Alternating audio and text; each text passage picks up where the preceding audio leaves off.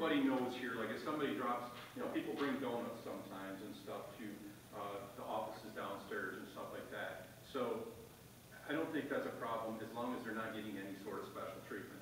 If somebody brings a dozen donuts, they shouldn't get any more special treatment than the person that doesn't bring a dozen donuts and stuff like that. But we have a lot of builders that come in on a regular basis. Everybody knows them, and they bring in, you know, food for the workers there and stuff like that.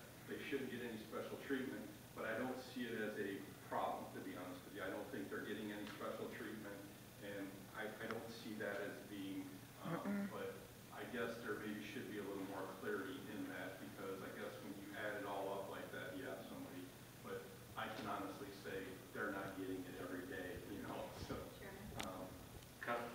Yeah, so I agree. I don't think any of these things are about any situations that we have right now. Yeah. This is just to not let things happen or have rules about them. But the way it reads now, as I'm reading it again, you know, it could be that you could take someone to lunch every day for $50, you know, and then if someone was doing that, that would be bad. So if we could tighten that up too, I think that would be good. The other question, or the other item I want to talk about is the majority of the council versus the entire council. And so I was wondering what the council is thinking about that, because to me, I just would like to see the vacancies be filled. I understand what our thinking was in the beginning. A majority, could we talk about what, I mean, does anybody have any ideas about that? And do people have preferences up here, preferences about should it be? Because I'm pretty much open to however the council wants to do it, you know. It's written this way, but do we have a preference? I mean, sure. I mean, originally it was unanimous. If anything, I think maybe a 2/3 would be better, because then it still adds some protection, you know, to where it's a little more than the majority. And I feel like maybe that would have already happened had it been the 2/3 instead of unanimous. Obviously, it was written unanimous in the beginning for a reason, so to go to the bare minimum as opposed to the extreme is just like maybe there's a happy medium. As I recall, in order to secure the fourth vote, which was a majority, there was a member that wanted it to be unanimous, and certainly at that point in time, there were people like Tony Nacita, right, that everybody agreed,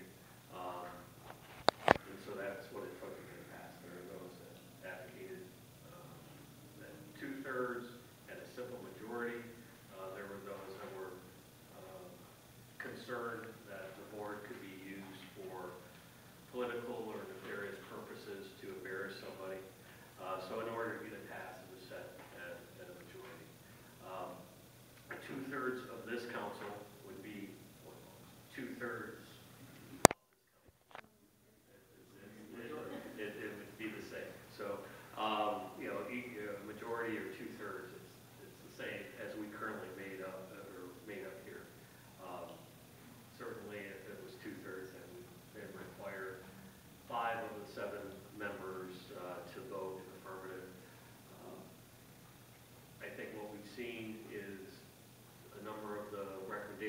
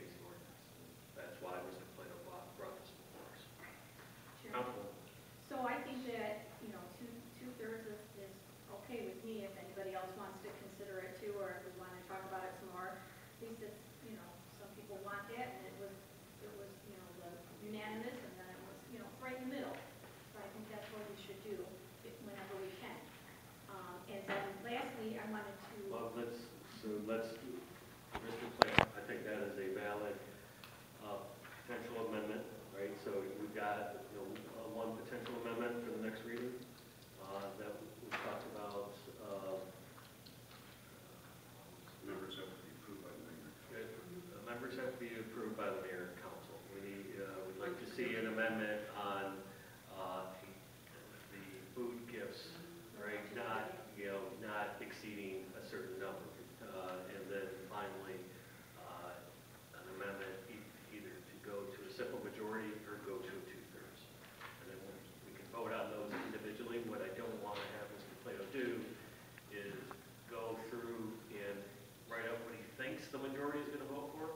Let's have those as distinct motions when we come to the second reading. Fair enough? Okay. Next. I don't think we should circumvent the process of reporting or, I think that we have a process in place that works. And we've even, since we've done this, I don't know how many complaints there have been, but very few, none. So we've added another layer, or Mr. Plato added another layer, so to talk about, and other people like himself were included. So I think that to have it go to all the council members would be too confusing, hairy-carry. One person didn't get notified, and the others did, and why didn't I, So I think that it's this is the city, and it should be done professionally and in the way that's laid out here. Any further discussion from the council? Please come forward.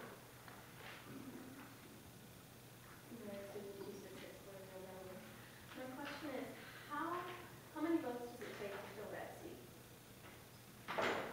So the majority. Yes. So what makes ethics committee take more votes than that? If you're doing it 2/3 versus this being a majority, why would you have it any differently than filling that chair? Valid point, valid question.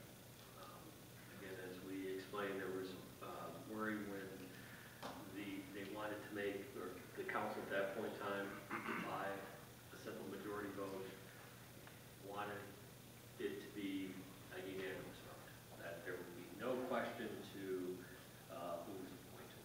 And certainly at that time, it was much easier to gain agreement, looking at the various ex-judges and people that were initially selected to fill. Unfortunately, actually, as part of the ordinance, there's a restriction on how long you can be on the board, but as you mentioned, right now on the ordinance,